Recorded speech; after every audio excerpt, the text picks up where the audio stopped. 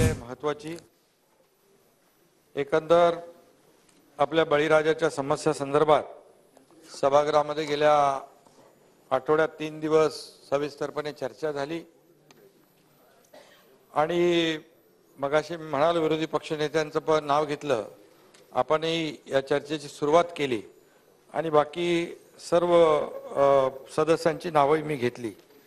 या सर्व सदस्यांच्या चर्चेतून अनेक मुद्दे पैलू समोर आले, त्यामुळे मी सर्व सहभागी झालेल्या सदस्यांचं मनापासून अभिनंदन करतो। आणि या चर्चेदरम्यान विरोधी पक्षातील काही सदस्यांनी सरकारवर टीका देखील केली, आरोप केले, काहींनी आपल्या सभागृहात मुद्दे मांडले, काहींनी विधान भवनाच्या पायऱ्यावर देखील आणि चॅनलच्या कॅमेरा समोर देखील आरोप केले आणि काही जण अचानक मोर्चामध्ये प्रकट होऊन सरकारवर देखील तिथेही आरोप केले। आरोप करायचं काम विरोधी पक्ष नेता नाही, विरोधी पक्ष करत असतो।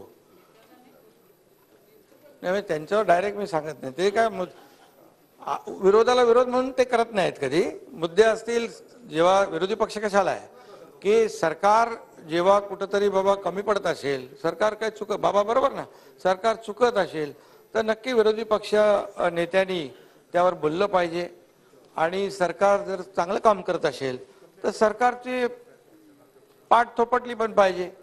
असं विरोधी पक्ष नेत्याचं काम। मी विरोधी पक्ष नेता होतो, केवळ विरोधाला विरोध म्हणून कधी या सभागृहामध्ये कोणी काम केलेलं नाही आणि त्यामुळे हे सरकार शेतकरी विरोधी आहे, नुकसानीचे पंचनामे झाले नाहीत, मदत कधी वाटणार, असे अनेक प्रश्न त्यावेळेस विचारले गेले, आरोपही केले गेले। की मी या ठिकाणी आपल्याला सांगू इच्छितोय, मी नेहमी सांगतो आरोपांना मी कामातून उत्तर देईन। आरोपाला ज्या पद्धतीने खालच्या पातळीवरचे आरोप या ठिकाणी आपण सभागृहात नाही गेले 1.5 वर्ष 1.25 वर्ष आपण पाहतोय की पातळी सोडून देखील आरोप प्रत्यारोप होऊ लागले। हे आपलं काय महाराष्ट्राची संस्कृती नाहीये, हे महाराष्ट्राचं कल्चर नाहीये आणि ही परंपराही नाहीये। परंतु असो, मी नेहमी सांगतो की मी आरोपांना कामातून उत्तर देईन आणि मी ते कामातून उत्तर आजही या ठिकाणी त्याचप्रमाणे देतोय की गेल्या महिन्याच्या अखेरीस झालेल्या अवकाळी पावसाच्या नुकसान भरपाईला आम्ही विरोधी पक्षनेते अवघ्या महिन्याभरामध्ये सुरुवात केलेली आहे आणि नोव्हेंबर डिसेंबर मधल्या अवकाळी पावसाचं गारपीट यामुळे झालेल्या नुकसानीचे प्राथमिक पंचनामे जवळपास 100% पूर्ण झाले। 32 जिल्ह्यापैकी 26 जिल्ह्यांचे पंचनामे जे आहेत ते 100% पूर्ण आहेत। परभणी, अकोला, अमरावती, नागपूर, गोंदिया आणि चंद्रपूर या 6 जिल्ह्यातले पंचनामे थोडेफार बाकी आहेत। 9,75,059 हेक्टर बाधित क्षेत्र झालेला। अवकाळीसाठी अंदाजे 2,000 कोटींची नुकसान भरपाई देखील या ठिकाणी देय आहे। जसे जसे पंचनामे होतील तसतसा निधी शेतकऱ्यांच्या खात्यात DBT द्वारे जमा होईल। किंबहुना विरोधी पक्ष नेत्यांना मी सांगू इच्छितो की आजच मी होतो, दोन्ही विरोधी पक्ष दोन्ही उपमुख्यमंत्री होते, आमचे मंत्रिमंडळातील सहकारी होते, काही सिंबॉलिक चेक देखील आम्ही आता म्हणजे त्यांच्या DBTने आता पैसे जातील, जमा होतील, पण सिंबॉलिक त्या ठिकाणी त्यांना चेकचं वाटप देखील केलेलं आहे आणि त्या शेतकऱ्यांची ते नावही आहेत, गोविंद डांगरे, राघव आकरे, सूर्यभान डांगरे, श्रीकांत किरपान, योगेश पत्रे, अंकित चामट, धर्मपाल तेलंगराव, शरद किरपान, देवनेनी, सुदेश चव्हाण, नत्तू चकोले, कवडू नाकाडे, प्रभाकर नागपुरे, सुरेश पोटभरे, असं या लोकांना आता आम्ही ज्यांचं नुकसान झालंय, पंचनामे झालेले आहे, त्यांना सिंबॉलिक चेक दिले। आता आमच्या अधिकाऱ्यांना सांगितलंय DBTने त्यांच्या पैसे खात्यामध्ये जमा आता तातडीने होतील।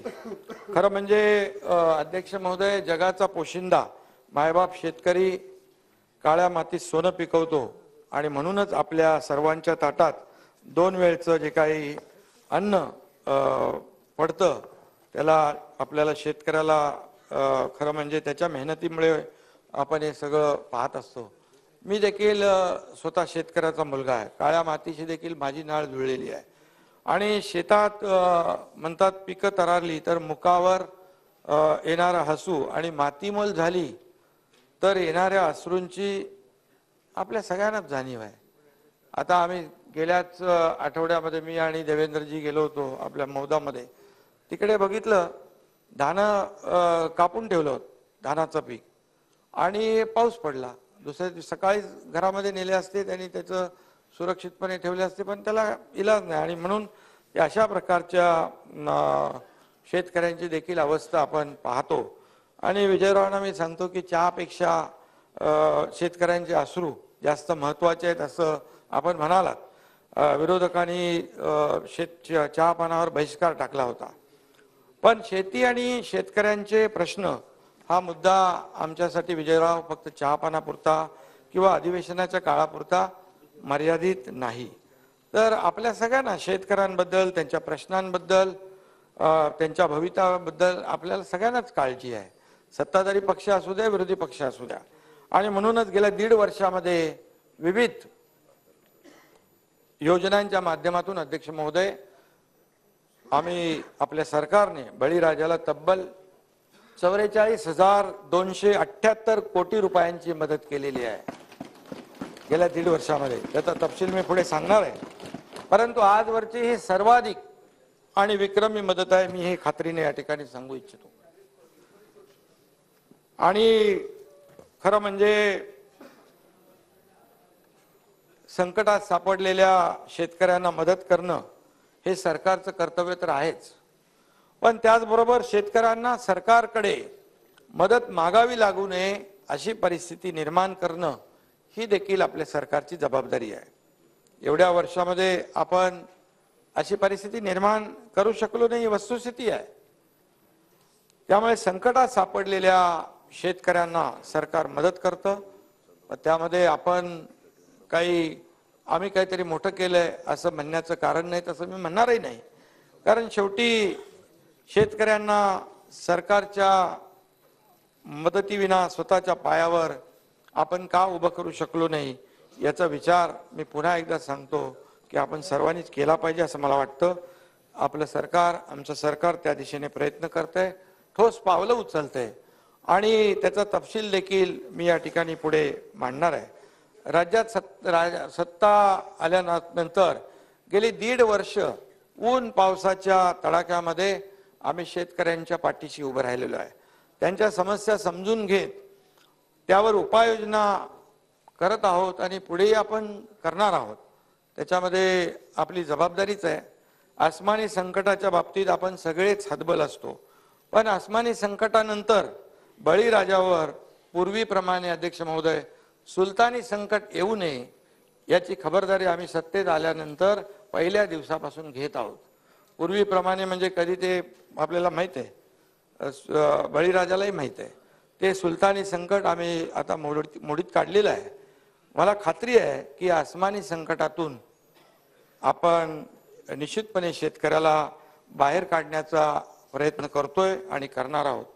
दिवंगत रानकवी नादो महानोर यांनी म्हटले, या नभाने या भुईला दान द्यावे आणि या मातीतून चैतन्य गावे, हे आपल्या महानोर यांनी म्हटलंय. आणि म्हणून बळीराजाच्या आयुष्यातही असंच चैतन्य यावं या दिशेने आम्ही प्रयत्न सुरू केलेले आहेत.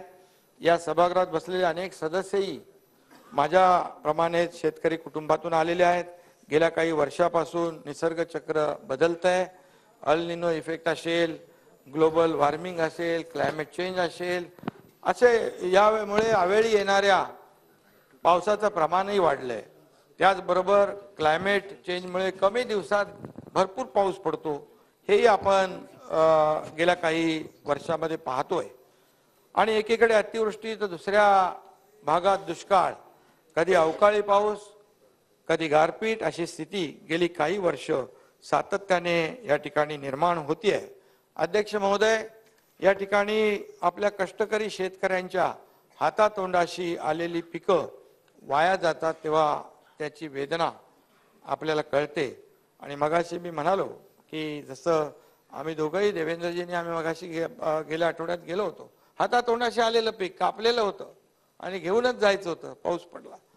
आणि म्हणून जेव्हा अशा प्रकारचा त्यांचा जो काही आत्मविश्वास आणि आत्मसन्मान कुठेही ढळणार नाही याची देखील सरकारने वेळोवेळी काळजी घेतली पाहिजे, ती आम्ही घेतोय. 2019 नंतर अध्यक्ष महोदय 2.5 वर्ष सत्तेत असलेले आणि आता आमच्या सरकारवर शेतकऱ्यांच्या समस्याबाबत टीका होतीये, आरोप करतायत. पण जेव्हा 2.5 वर्ष सत्तेमध्ये त्या काळात मी होतो, दादाही होते, परंतु तुम्ही विचारायच्या आधी मी सांगून मोकळा होतो. कारण शेवटी काय असतं, कॅप्टन जसं आपलं हे जहाज चालवतं तसं ते चालत असतं. त्यामुळे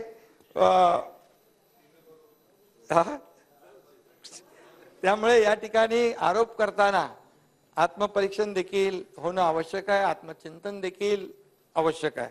गेल्या सरकारपेक्षा निम्म्या कालावधीमध्ये अध्यक्ष महोदय आम्ही कितीतरी पटीने अधिक मदत शेतकऱ्यांना दिली आहे.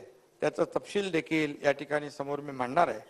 आधीच्या सत्ताधाऱ्यांप्रमाणे घोषणा करून फक्त शेतकऱ्यांना पोकळ आश्वासनं किंवा त्यांच्या तोंडाला पानं पुसण्याचं काम आम्ही केलेलं नाही.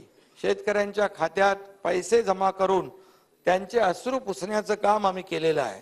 हे मी या ठिकाणी छातीटोकपणे सांगू इच्छितो.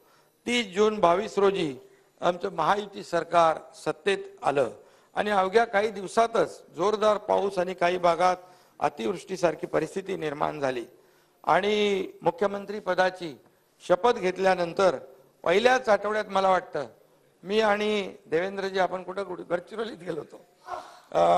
नुकसानीची पाहणी करण्याकरता अध्यक्ष महोदय गडचिरोलीला गेलो.